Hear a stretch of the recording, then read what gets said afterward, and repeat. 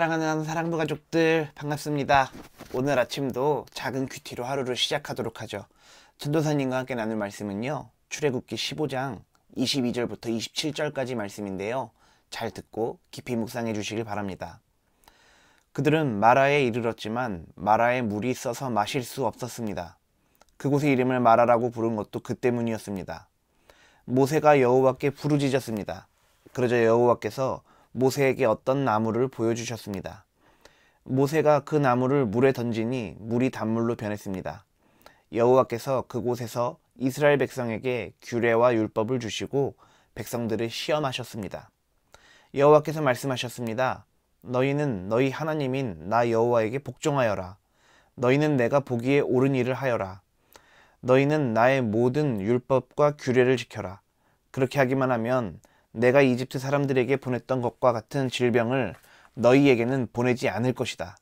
나는 여호와이다. 너희를 치료하는 여호와이다. 아멘.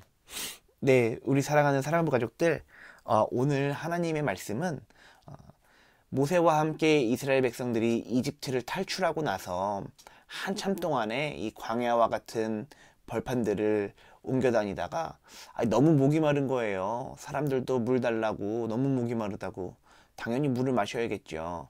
한동안 물이 없이 지내다가 너무 목이 말라서 어떤 샘물을 찾았는데 그곳에 물이 또 하필 쓴물이 된 거예요. 그래서 먹지 못하는 상황이 되었었는데요. 하나님께서 이러한 상황에서 어떻게 일하시는지를 나타내는 구절이 오늘 본문의 내용에 실려 있어요. 전도사님이 앞에 있는 구절부터 다시 한번 읽어볼게요. 그들은 마라에 이르렀지만 마라에 물이 써서 마실 수 없었습니다. 그곳의 이름을 마라라고 부른 것도 그 때문이었습니다. 아멘. 겨우겨우 찾아서 옹달샘을 찾았는데 그 물을 마시려고 보니까 너무 써서 못 먹는 거예요. 이건 있으나 마나한 상황이 생긴 거죠. 사람들은 절망했을 거예요. 갈증이나 죽겠는데, 목말라 죽겠는데 겨우겨우 찾은 물이 이렇게 쓴 물이라니, 아무도 마실 수 없는 이런 쓴물이라니 굉장히 절망했겠죠. 모세는 하나님께 부르짖었던 것 같아요. 그 이어지는 구절을 한번 이어서 읽어볼게요. 모세가 여호와께 부르짖었습니다. 그러자 여호와께서 모세에게 어떤 나무를 보여주셨습니다. 모세가 그 나무를 물에 던지니 물이 단물로 변했습니다. 여호와께서 그곳에서 이스라엘 백성에게 규례와 율법을 주시고 백성들을 시험하셨습니다. 아멘. 자, 이집트에서부터 10가지 재앙을 통과해서 홍해의 기적도 경험한 이 이스라엘 사람들, 그 사람들이 한창 광야 생활하다 보니까 너무 목이 말랐고 겨우겨우 찾은 물이 굉장히 쓰디쓴 물이었어요. 도저히 이 물을 그냥 마실 수는 없었던 상황이었죠. 모세가 전도사님이 말했던 것처럼 하나님께 부르짖었나 봐요. 그랬더니 하나님께서 어떤 나무를 그 물에 던지라. 모세가 그 말에 순종해서 나무를 물에 던졌더니 그 쓴물이 어떻게 변했다? 단물로 변했다. 그래서 이집트에서 도망 나왔던 이스라엘 모든 사람들이 목을 축이고 갈증을 해소할 수 있었다. 하나님께서 왜 이러셨을까? 왜 쓴물 있는 쪽으로 인도하셨고 왜 쓴물을 단물로 바꾸셨을까? 그것은 하나님이 이스라엘 민족들을 인도하시는 것을 또 한 번 상기시켜 주는 것이면서 하나님께서는 쓴물도 단물로 바꾸시는 분이라는 것을 알려주시면서 마지막으로 하나님의 율법과 규례를 잘 지키기 위하여 여호와 하나님이 살아계시고 너희와 함께 계신다. 이것을 보여주기 위해 했던 것 같아요. 이어지는 구절 한번 읽어보면 그 내용이 잘 나오는데요. 전도사님이 한번 읽어볼게요. 여호와께서 말씀하셨습니다. 너희는 너희 하나님인 나 여호와에게 복종하여라. 너희는 내가 보기에 옳은 일을 하여라. 너희는 나의 모든 율법과 규례를 지켜라. 그렇게 하기만 하면 내가 이집트 사람들에게 보냈던 것과 같은 질병을 너희에게는 보내지 않을 것이다. 나는 여호와이다. 너희를 치료하는 여호와이다.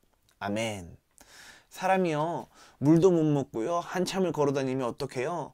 지쳐서 쓰러지죠. 병들어요.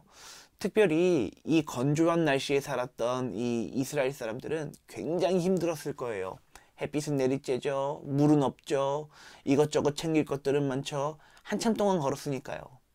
그런데 하나님께서 말씀드렸듯이 쓴물을 단물로 바꾸시면서 하나님이 하나님이심을 다시 한번 드러내셨어요. 그리고 오늘 전도사님이 방금 말씀했던 것처럼, 이 말씀을 읽어드렸던 것처럼 율법과 규례를 지켜라. 그러면 이집트에서 사람들에게 걸렸던 질병이 너희에게는 미치지 못할 것이다. 또한 하나님께서는 이집트에서 노예 생활하던 이스라엘 사람들을 인도해 내셨고 탈출시키셨고 홍해도 가르셨고 쓴물도 단물로 바꾸셨으며 너희가 힘들 때, 어려울 때, 병들었을 때, 지쳤을 때 나는 너희의 치료하는 하나님이 될 것이다. 너희를 치유하고 회복시키시는 그런 하나님이 될 것이다. 라고 말씀을 하고 계시는 것이죠. 그렇습니다. 우리의 인생을 한번 돌아보십시오. 하나님께서 인도하지 않으신 적이 단 한 번도 없습니다. 나는 낭패라고 생각했지만 하나님 입장에선 나에게 가장 좋은 길이었죠. 그리고 전도사님도 이런 경험들이 있죠. 쓴물이 단물처럼 변하는 경험이요. 물론 이 진짜로 물이 써지고 달아지고 이게 아니라 낭패라고 생각했던 일들이 알고 보면 하나님께서 인도하신 가장 좋은 일이었다는 거예요. 뿐만 아니죠. 앞으로도 하나님께서 전도사님을 인도해 나가시겠죠. 저뿐만일까요? 여러분들도 하나님께서 인도해 나가실 것입니다. 또한 오늘 하나님께서 이스라엘 백성들에게 하셨던 말씀처럼 우리가 하나님의 말씀을 순종하며 잘 듣고 새기면서 그 말씀처럼 살아간다고 노력한다면 하나님께서는 여러분들에게 복을 쏟아부어 주실 것을 저는 믿습니다. 그래서 우리가 하나님의 권능을 바라며 하나님의 인도하심을 바라며 하나님의 오른손에 꼭 붙잡혀 사시는 저와 여러분들이 다 될 수 있기를 예수님의 이름으로 축복합니다. 네, 전도사님이 기도할게요. 기도손, 기도눈. 주님, 그렇습니다. 우리는 하나님의 권능의 오른팔에 그 오른손에 붙잡혀 있습니다. 우리의 모든 인생을 인도하시고 우리 가운데 낭패와 같은 일들을 사실은 하나님께서 인도하셨던 가장 좋은 길임을 깨닫게 하여 주시옵소서. 그래서 날마다 하나님 말씀에 순종하며 하나님을 더욱더 깊이 사랑하며 날마다 하나님께 감사의 고백을 올려드리는 저와 모두가 다 될 수 있도록 하나님 우리를 축복하여 주시옵소서. 감사합니다. 찬양합니다. 예수님 이름으로 축복하며 기도했습니다. 아멘. 네, 우리 사랑하는 사랑부 가족들 함께 큐티 나눠주셔서 참 감사하고요. 내일도 작은 큐티로 다시 만나도록 해요. 사랑부 가족들 내일 만나요. 안녕.